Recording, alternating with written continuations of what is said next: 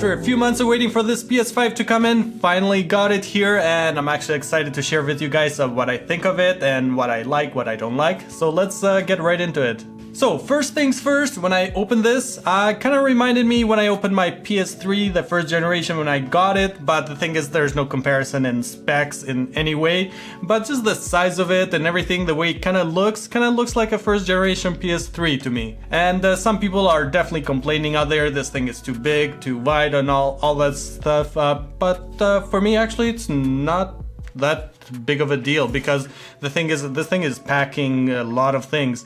With the price of this, you can't really get like a PC with the same parts and everything to run games like this can.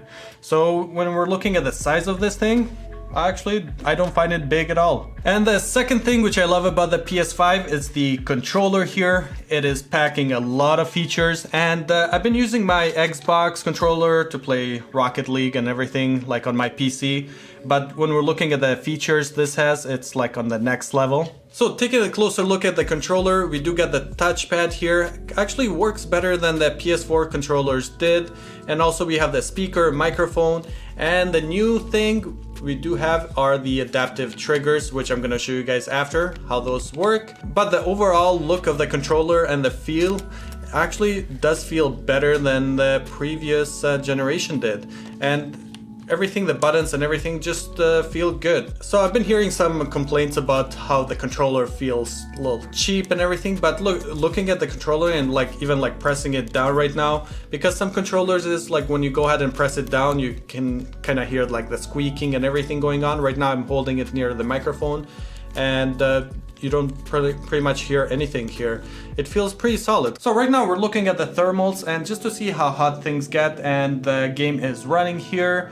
And usually I definitely feel some heat coming off the heatsink from the back here, but it's not that bad comparing it like to the PS4 and everything else here. So up here it stays pretty cool, just usually the back area where the heatsink is, I just feel the heat coming out. And there's really no noise except when the disc is spinning, so that's the good thing about this. So just looking at some of the actual numbers here, looking at the back, we're getting around the 56 Celsius. This is actually good, comparing how the small factor, everything that's packing in here, the temperatures are actually not bad at all. Looking at the numbers here, the heat is primarily just staying at the back here where the heatsink is, and it's getting around the 55 and up. But looking at the front and everything, it's staying under 40 Celsius here. So right now it's running Spider-Man on fidelity mode, and everything it seems to be pretty quiet with like PS5 here, and the thermals are not going up there actually. So right now I want to show you guys how the controller works and the adaptive trigger, the speaker and everything else here. The best way to test that out if we open up the Astro Playroom, and so right now let's go ahead and hit play. And I'm gonna go ahead and mute the speaker so you can hear the speakers of the actual controller here. So pretty much all the sound you're hearing is coming directly from the controller here.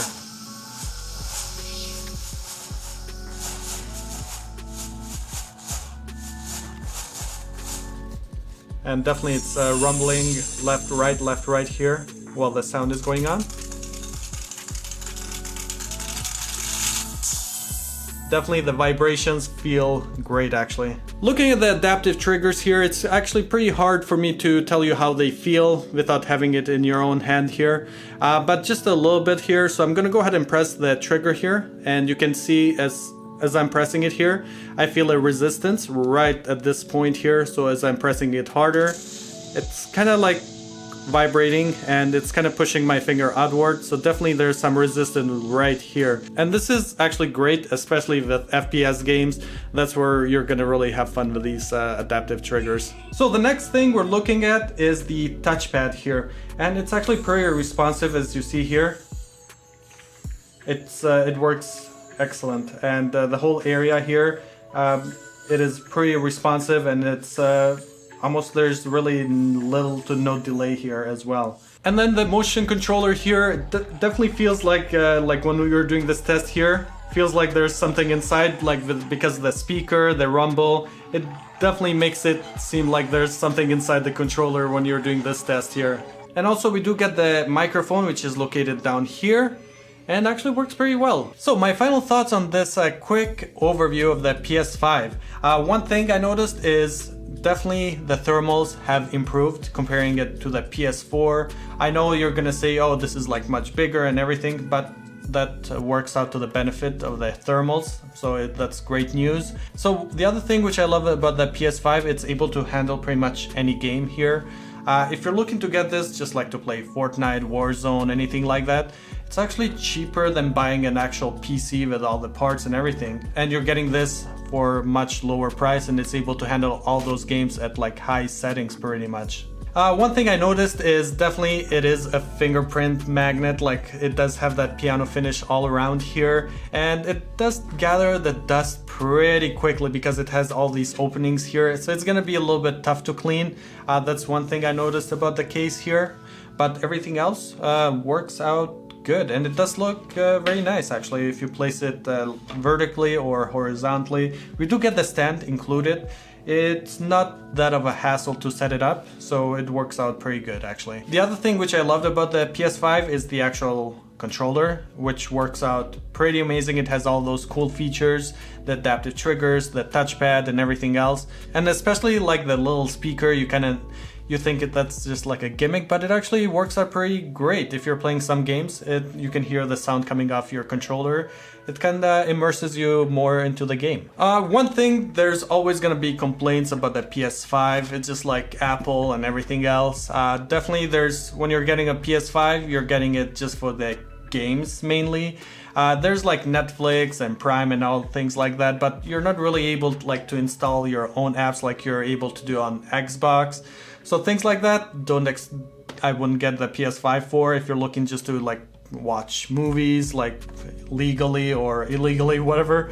Definitely you're not going to be able to do those things with this. There's ways like to get around it, and also like even like as simple as Discord, there's really no app for it at the moment, and that's something like you're going to be using mainly all the time if you're playing with friends. There's a way like to get around it, but there's really no app for it right now. So one thing about the controller is the battery life. You're getting around the 15-hour, comparing it to the Switch Pro controller, which gets you around the 40 hours.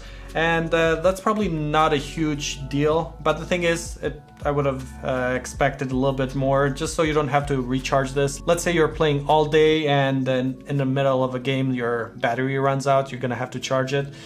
But that's not that huge of a deal, because 15 hours, that's a lot too. You can always leave it charging. We do get the USB Type-C, which is good. Also, another personal preference about the controller, usually I prefer how the Xbox is, like the joysticks are like the opposite here.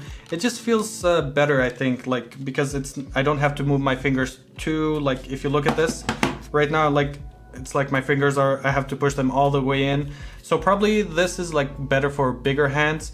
But then this, I can like just hold the controller and my fingers go straight to the joysticks. Kind of feels a little bit more comfortable to hold rather than this. But this is just like a personal preference. It's usually whichever you get used to, that's the one you like. But I've been using this for a little while now, so now I'm getting used to this new one. So that's all like preference pretty much. If you guys enjoyed this video, go ahead and give it a thumbs up. Also, if you guys have any questions that I missed covering here, go ahead and leave a comment below. I'll be more than happy to answer it. And also, if you are new here, go ahead and click that subscribe button and don't forget to turn the notifications on, and I'll see you guys on the next video.